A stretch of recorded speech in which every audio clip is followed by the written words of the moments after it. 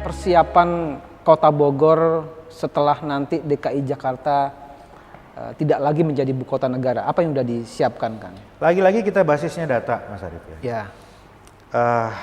Kita melakukan cukup banyak kajian tentang itu. Dan kita simpulkan bahwa gini, Bogor itu sangat bergantung selama ini dengan pendapatan dari dua sektor utama. Satu PBB, BPHTB, pajak tanah bangunan. Ya. Yang kedua adalah jasa pariwisata, gitu ya. Nah, artinya kita sangat diuntungkan antara lain dengan kunjungan dari BINTEK, seminar, kunjungan kerja dari berbagai kementerian di Jakarta ke Kota Bogor gitu. Jadi kalau weekdays ini di Kota Bogor agak susah nyari ruang-ruang rapat, ruang seminar penuh semua. Itu pendapatan utama kita gitu. Nah, kita harus antisipasi itu. Nah, ke depan kalau Jakarta sudah tidak menjadi ibu kota ya sudah pasti akan berkurang tuh dari kementerian ke sini kan. Ya, artinya apa? Kita harus membangun satu sistem jasa pariwisata yang bisa menjemput peluang-peluang lain gitu. Menciptakan destinasi wisata yang lain. Membangun infrastruktur kota yang lebih nyaman. Transportasi yang lebih mendukung. Nah, makanya kemudian kita kembangkan kampung tematik gitu. Jadi orang ke Bogor bukan hanya sekedar escape sebentar dari Jakarta, nginep di hotel 2 hari, enggak. Gitu. Tapi ada kampung tematik di Bogor.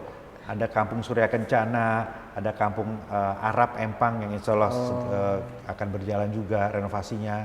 Ada kampung batik gitu. Yang kedua adalah sport tourism yang seperti tadi kita bahas gitu ya. Destinasi yang outdoor. Hanya kurang dari sejam dari Jakarta, kemudian orang-orang Jakarta dan sekitarnya bisa berwisata alam yang murah meriah di Kota Bogor. Yang ketiga adalah wisata kesejarahan, museum-museum. Ya, kita akan kembangkan nih 2 tahun terakhir masa jabatan saya, ada perpustakaan sebelah yang kita bangun, kemudian juga ada museum Pajajaran yang insya Allah akan kita bangun juga. Gitu. Yang kampung tematik itu saya baru tahu gitu, Kang. Itu semacam desa wisata gitu, Kang? Iya. Jadi itu lokasinya semuanya nggak jauh dari pusat kota. 10-15 menit maksimal nyampe di situ dari pusat kota. Bisa naik bis ke sana. Dan sensasinya beda-beda. Dan warga diuntungkan karena langsung cash in hand. Orang datang kan di situ belanja batik, belanja kain perca, ngaliwet di sana gitu. Jadi semua diuntungkan. Turis senang karena mendapatkan sensasi lain dari wisata kota, tapi warga juga dapat manfaat dari situ. Kalau di desa wisata kan bisa nginep juga gitu. Nah di situ juga bisa? Akan dikembangkan ke arah sana. Ini sedang kita ikhtiarkan di 2 titik, di Ciharasas, Mulia Harja, dan juga di Kampung Perca. Nah ini yang diantara sekian program yang dipersiapkan ini yang paling diandalkan untuk masa depan Kota Bogor setelah Jakarta tidak lagi menjadi ibu kota apa, Kang? Karena Kang Bima ini nanti akan diingat nih. Jangan sampai wali kota selanjutnya merasa dulu nggak disiapin apa-apa sama Bima Arya misalnya gitu. 2 hal sih sebenarnya. Kita membayangkan ke depan Jakarta justru akan menjadi magnet yang lebih kuat untuk perdagangan. Bisnis gitu ya. Jadi kalau selama ini agak ketilep dengan pemerintahan dan politik gitu. Nah, tapi ke depan nuansa Jakarta sebagai kota bisnis perdagangan seperti New York, seperti Melbourne gitu, itu akan lebih kuat. Seperti Singapura mungkin. Nah, kita ingin menjemput segmen itu. Ingin mengambil keuntungan dari situ, memindahkan ke Bogor. Jadi yang harus dibangun adalah konektivitas.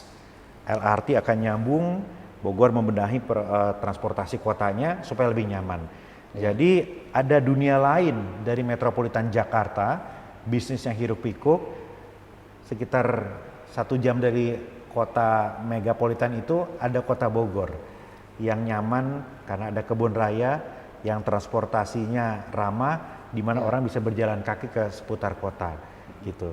Nah, jadi bukan hanya workshop BINTEK-nya tadi, tapi menikmati gateway dari Jakarta tadi. Kalau ke Bandung kan agak jauh, gitu. Kemudian kalau ke sekitar-sekitarnya nggak dapat.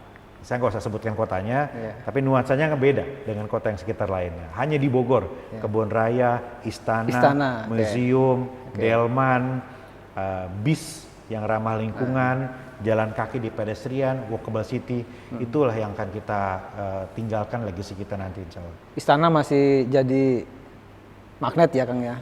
Oh pasti, ya. Kalaupun ibu kota udah pindah, tapi kan ini tetap Istana Presiden. Gitu. Presiden kan mungkin juga sesekali juga akan ke sini.